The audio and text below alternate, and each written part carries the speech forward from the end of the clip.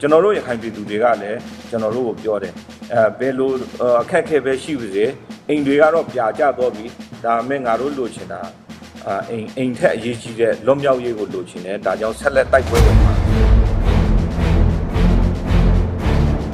ဒီမှာပြည်သူတွေ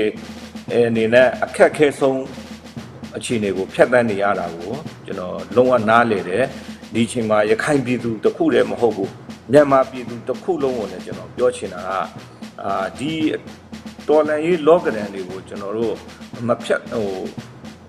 စီစီလုံးလုံးနဲ့ကျွန်တော်တို့ဖြတ်တန်းဖို့လိုတယ်ဒါကိုသိခံပြီးမှဒီစစ်အာဏာရှင်ဒီဖက်စစ်အာဏာရှင်အကြမ်းဖက်စစ်တပ်ကိုကျွန်တော်တို့က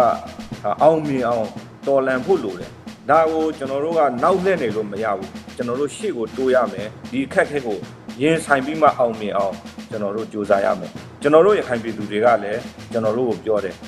ဘယ်လိုအခက်အခဲပဲရှိပါစေအိမ်တွေကတော့ပြာကျတော့ပြီဒါမဲ့ငါတို့လိုချင်တာအိမ်ထက်အရေးကြီးတဲ့လွတ်မြောက်ရေးကိုလိုချင်တယ်ဒါကြောင့်ဆက်လက်တိုက်ပွဲဝင်ပါဆိုတော့ယုံကြည်ချက်မျိုးနဲ့ရက်တည်နေကြတာတွေ့ရတဲ့အတွက်ကျွန်တော်တို့အများကြီးအားရှိတယ်ပြည်သူတွေအတွက်လည်းကျွန်တော်တို့ဆက်လက်ပြီးမှအကောင်းဆုံးကြိုးစားသွားမယ်